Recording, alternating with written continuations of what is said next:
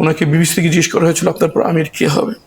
উনি উত্তর দিয়েছিলেন যে এটা দলীয় ফোরামের সিদ্ধান্ত হবে, আমার পর আমির কে হবে। কিন্তু আমি একটু বলতে পারি যে আমার ছেলে হবে না। যদি কেউ কোনো পদের প্রতি লোভ দেখায় দলীয়ভাবে, তাহলে সেই পদের জন্য অযোগ্য হিসেবে ঘোষণা মানে বিবেচনা করা হয়। আমাদের এখন নেতৃত্বের যোগ্যতাই হয়ে দাঁড়িয়েছে অমুকের সন্তান অথবা অমুক নেতার মদতপুষ্ট, কিন্তু তার নিজের যোগ্যতা কি? বাংলাদেশ ইসলামী ছাত্র শিবিরকে অনেকে রাজনৈতিক সংগঠন বলে থাকেন, কিন্তু আমি এটাকে একটি শিক্ষা প্রতিষ্ঠান হিসেবে বলি এবং আমি এটাকে এভাবেই দেখেছি। যদিও আমার সম্পৃক্ততা পারিবারিকভাবে, কিন্তু এর কার্যক্রম, এর যারা অংশগ্রহণ করে তাদের সাথে এদের যেভাবে পরিচালনা করা হয়, যেভাবে এদেরকে নেতৃত্বকে গড়ে তোলানো হয়, সেটা রাজনৈতিক দল নয় বরং একটি শিক্ষা প্রতিষ্ঠান হিসেবে কাজ করে। যারা এর সাথে সম্পৃক্ত হয় তাদেরকে পরিপূর্ণ মানুষ হিসেবে, একজন ইমানদার হিসেবে, সবচেয়ে গুরুত্বপূর্ণ দায়িত্বশীল নাগরিক হিসেবে গড়ে তোলার ব্যাপারে ছাত্র শিবির একটি শিক্ষা প্রতিষ্ঠানের দায়িত্ব পালন করে আসে। এবং আমার এখানে সম্পৃক্ত হওয়ার পর আমি নিজেকে নতুন করে চিনেছি, আমার ইমানকে আমি নতুন করে খুঁজে পেয়েছি। এবং আমি বিশ্বাস করি যে আমি আজকে আমার ভিতরে যতটুকু অর্জন, তার সূচনা হয়েছে বাংলাদেশ ইসলামী ছাত্র শিবিরের মাধ্যমে। এবং বাংলাদেশ ইসলামী ছাত্র শিবির অসংখ্য মেধাবী তরুণদেরকে একটি মোরাল কম্পাস, একটি নৈতিক দিক নির্দেশনা এবং ধীরে ধীরে এটাকে আমি ইংলিশে বলি হচ্ছে গিয়ে মোরাল কম্পাস, তাদেরকে একটি চিন্তা ভাবনার দিক নির্দেশনার মাধ্যমে ইসলামিক এবং জাগতিক যোগ্যতা একই সঙ্গে গড়ে তোলার মাধ্যমে অনেকটা দোধারী তলোয়ারের মতো করে মানুষ বাংলাদেশের ছাত্র সমাজকে আগামী দিনের চ্যালেঞ্জ মোকাবেলার জন্য গড়ে তুলছে। সুতরাং আমার কাছে ছাত্র শিবির একটি রাজনৈতিক সংগঠন নয়, এটি একটি শিক্ষা প্রতিষ্ঠান এবং আমাকে মানুষ হতে শিখিয়েছে ছাত্র শিবির। আয়নাঘর থেকে ফিরে আসার পর এই ছাত্র সংগঠন নিয়ে আপনার মন্তব্য?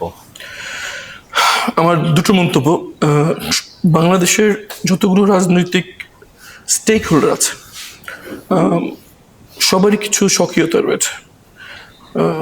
বাংলাদেশের ছাত্র শিবিরের সবচেয়ে বড় যেটি অর্জন, সেটা হচ্ছে মেধাভিত্তিক নেতৃত্ব।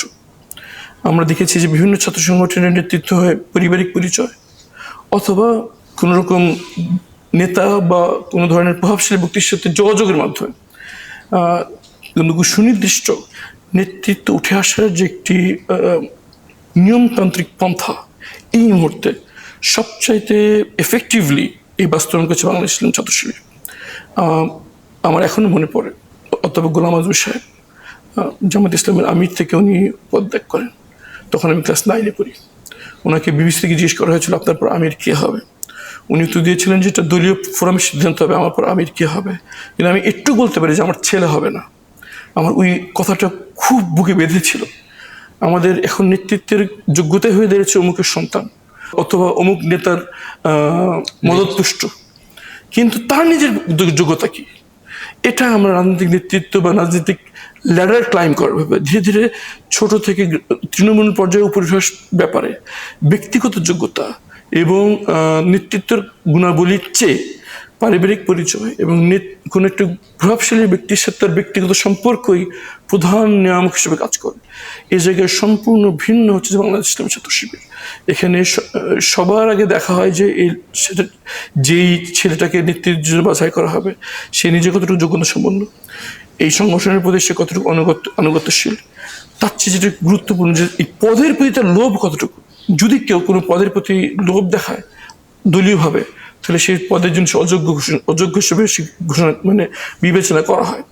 এভাবে একেবারে নিঃস্বার্থ, দেশপ্রেমিক, ইসলামিক যোগ্যতা সম্পন্ন এবং বৈশ্বিক চ্যালেঞ্জ মোকাবেলা করতে পারে এই ধরনের নেতৃত্ব এখন শিবির তৈরি করে নিয়ে আসছে উপরে।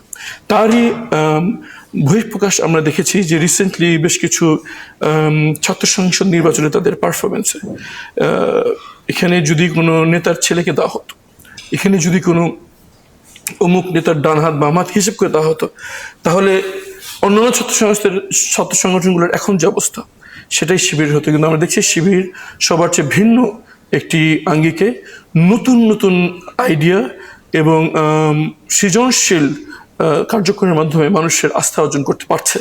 এবং আন্দোলনের সময় শিবিরের ভূমিকা সবচাইতে উল্লেখযোগ্য হওয়ার প্রধান কারণ ছিল নৈতিকতার বিষয়ে আপোষহীন অবস্থান। আমি যদিও আয়নাঘরে ছিলাম, বের হওয়ার পর আমি যখন সবার কাছে যেটা জানতে পেরেছি, আন্দোলন সবার আগে ফ্যাসিস্ট দমন করার চেষ্টা করেছে বলের মাধ্যমে, বল প্রয়োগের মাধ্যমে। যখন সেটা তারা দেখলো যে বল প্রয়োগে কাজ হচ্ছে না, তখন তারা লোভ, লালসা এবং অর্থ সম্পদ, ক্ষমতা, এগুলোর মাধ্যমে নেতৃবৃন্দকে কিনে নেওয়ার চেষ্টা করেছে। এবং আলহামদুলিল্লাহ ছাত্র শিবিরের এখানেই সফলতা, তারা এমন নেতৃত্বকে তারা সামনে নিয়ে এসছে যারা বৈষয়িক লোভ লালসার ঊর্ধ্বে থেকে তাদের নৈতিকতা এবং দায়িত্ববোধের জায়গা থেকে আন্দোলনকে পরিচালনা করেছেন, যার জন্য একটি পরিণতি হয়েছে। না হলে যদি জোর হয়, ভয়ভীতি দেখে, না লোভ লালসা দেখে হয়তো এই আন্দোলনকে বিপথে নিয়ে যেতে পারত ফ্যাসিস্ট।